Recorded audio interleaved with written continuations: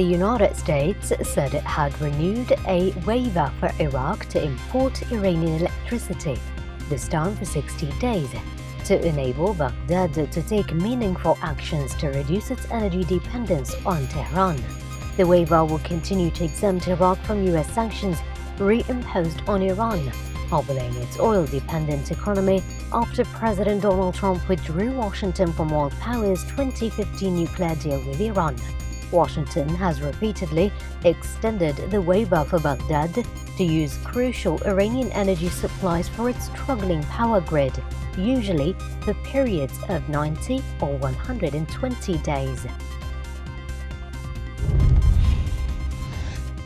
The foreign ministers of Jordan, Egypt, France and Germany urged Israel and the Palestinians to engage in credible dialogue to restore hope to the peace process. They said in a statement that ending the stalemate in peace talks, the creation of political horizons and the restoration of hope through credible dialogue must be a priority. Talks between Israel and the Palestinians have been frozen since 2014, and a U.S. peace plan announced in January has been welcomed by Israel and rejected outright by the Palestinians as biased.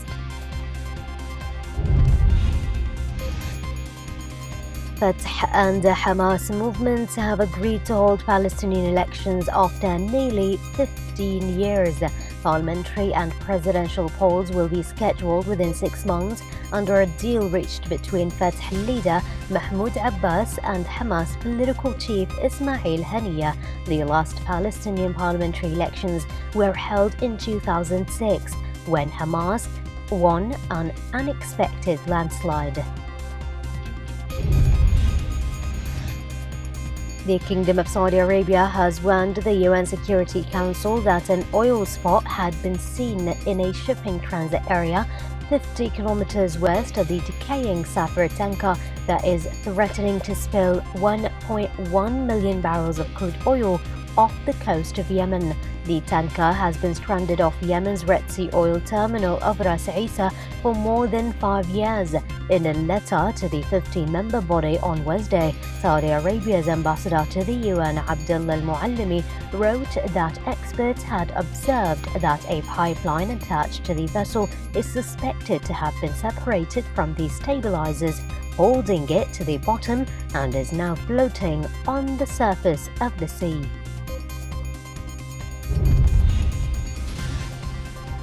Yemeni President Abdirrabbu Mansour Hadi urged the Houthi militias to stop impeding the flow of urgently needed humanitarian aid. His remarks came in a pre-recorded speech to the UN General Assembly, whose annual gathering of world leaders was being held virtually because of the COVID-19 pandemic.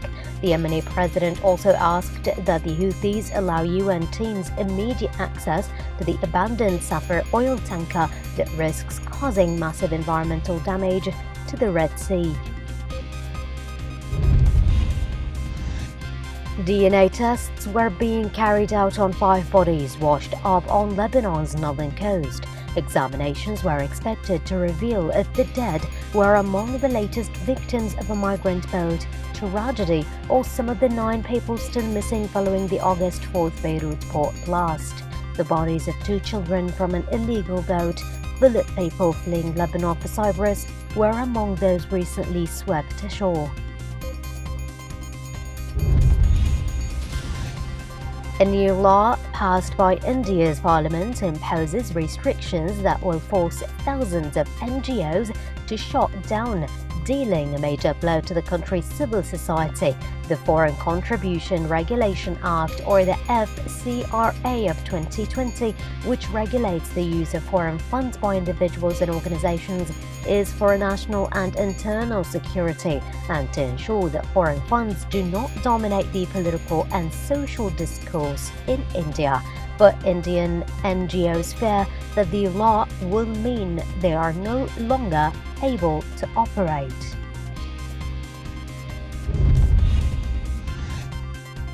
Britain, France and Germany are summoning Iranian ambassadors in a diplomatic protest against the Islamic Republic's detention of dual nationals and the harsh treatment that political prisoners endure. A letter handed to the ambassador seen by the British newspaper said that Iran's policy of arbitrary detention was seriously damaging its international standing. The Iranian ambassadors in Paris and Berlin are also being summoned this week. Afghan security forces have killed 65 Taliban militants during an intense battle in eastern Afghanistan as fighting rages between the two sides despite ongoing peace talks. The latest bloodshed came late Wednesday after the Taliban stormed a military headquarters building in the Wazi Hawa district of Paktika province. The fighting lasted several hours, and in a retaliatory attack by the Afghan forces, the Taliban suffered heavy casualties. At a warehouse on the west side of Sao Paulo, fruits and vegetables grow within stocked stories, all bathed in an ethereal pink light. This is known as the Pink Farms, the first vertical farm in the teeming Brazilian city of 12 million people, where land is scarce and produce usually has to be shipped in from afar. The farm consists of 2 towers, each about the surface area of a small studio apartment, one 8 stories high and the other 10.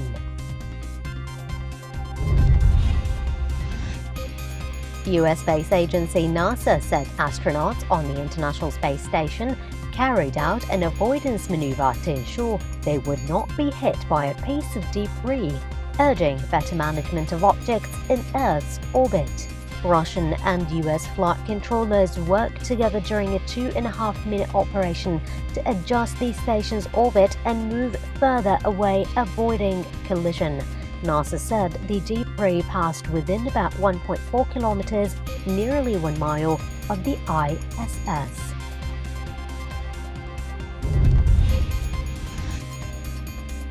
The world's oldest sweet shop has seen sales soaring during the pandemic as people flock to the historic venue for sugary treats. The building in Yorkshire dates back to the 1600s and has been home to a confectionery shop since 1827. Outside its door hangs a sign that says the oldest sweet shop in England, but the Guinness Book of Records lists it as the oldest continually trading sweet shop anywhere in the world.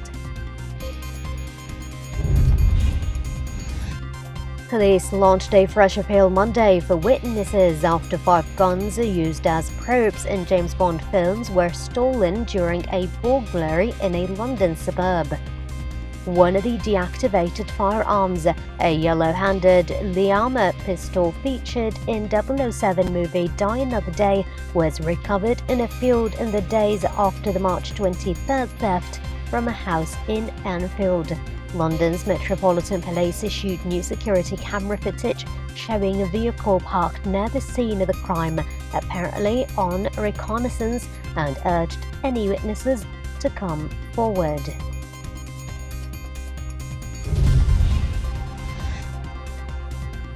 A veteran Nepalese Sherpa guide who was the first person to climb Mount Everest 10 times has died at the age of 72 after a long illness. Angrita, among the first Sherpa guides to receive international fame for his accomplishments, had suffered from health problems for many years and had not climbed any mountains since setting the Everest record in 1996. His daughter Dolma Lamo said he died in his sleep Monday at their home on the outskirts of Kathmandu.